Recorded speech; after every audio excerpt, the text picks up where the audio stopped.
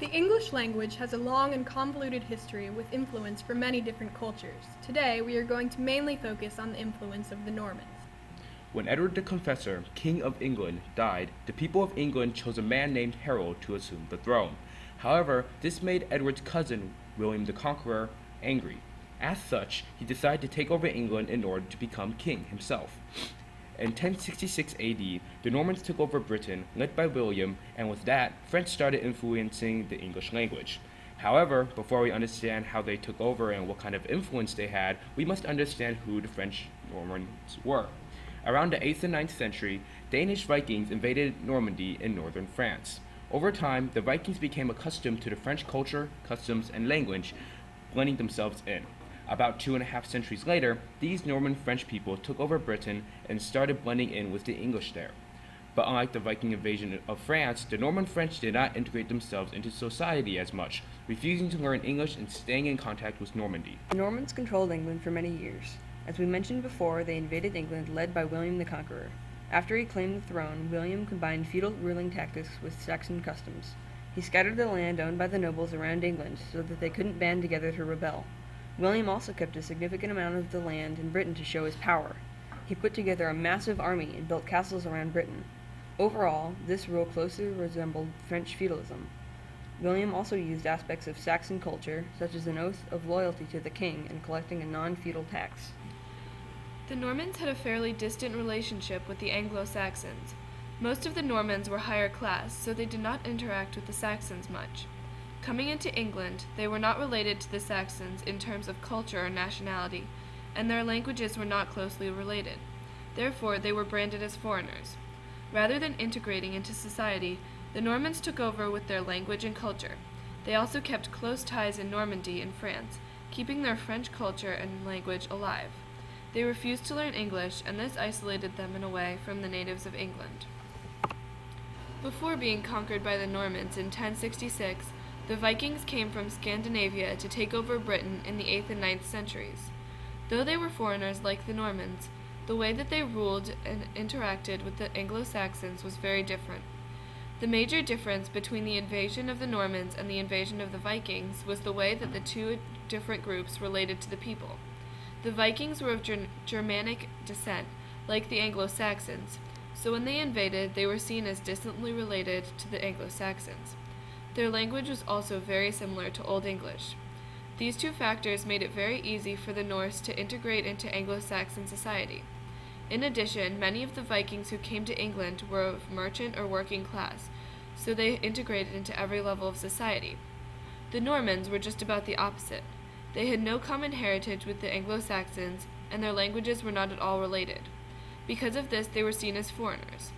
In addition, like we said before, the majority of the Normans who invaded were rulers or of higher class people, so they did not transition into all levels of society. Other factors that included the fact that they continued to speak French, keep in touch with Normandy, and refused to learn English. As previously discussed, the Norman conquest was characterized by a French-speaking aristocracy and a German-speaking lower class.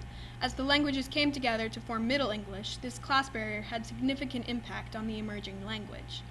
One way this plays out is in a lot of synonyms we have in English. The more common word is the word that came from the common people, while the fancier word is the one that would have been used by the rich and educated ruling class. For example, contrast the word sweat to the word perspire. Another consequence of the Normans being the ruling class is that a lot of our government terms come from French.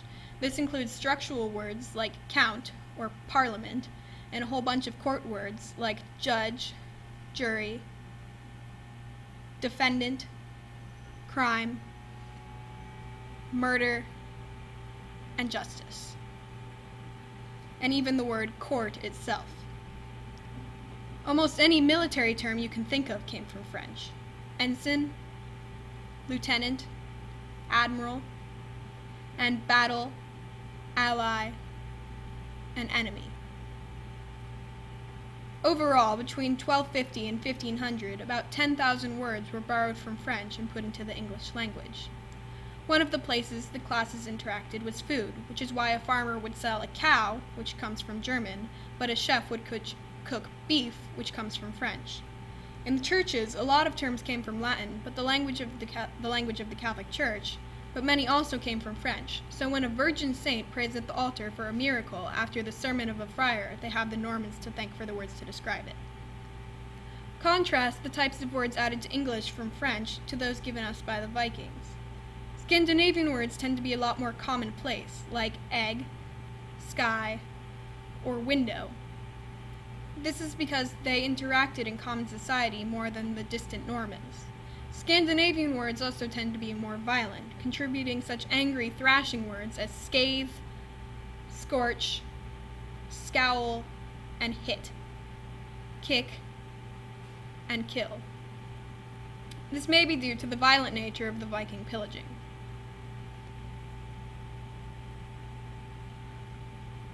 Life yields only to the conqueror. Never accept what can be gained by giving in. When the Normans first took over England, their ruler, William, only knew how to speak French. The national spoken language changed to French. The influence of French on the higher classes strengthened, causing English to slowly fade away. However, many factors arose that made people want to relearn English. By 1204, the Normans had taken over Normandy during King John's reign.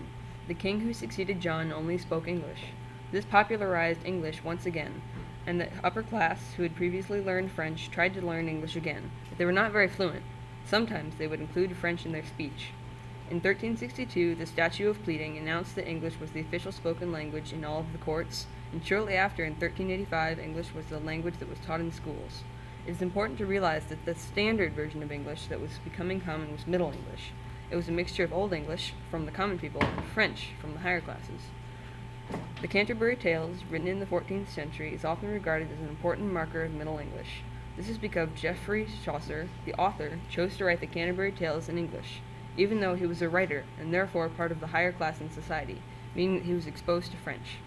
This was a turning point, as he influenced many other writers to write in Middle English. Chaucer proved English to be more than adequate for literary purposes. He combined Old English and French, and once many writers started to write in Middle English, the language barrier between the commoners and higher class started to go away. This mixture of common and higher class people is what gave way to Middle English, a combination of Old English and French. In conclusion, the Normans had a profound influence on English, mainly on its vocabulary. This result was mainly due to the social and cultural differences with the English people. When the Vikings invaded, they had a similar social and cultural background. They were both high-class and middle-class people and had a similar language. With that, they blended very well with the English people then. The Normans, on the other hand, did not blend in very well, as they were wealthy, high-class people whose language was not similar to Old English. As a result, instead of blending into the pre-existing Old English at the time, they added completely new words. Besides the prefixes and suffixes, the grammar stayed mostly Germanic.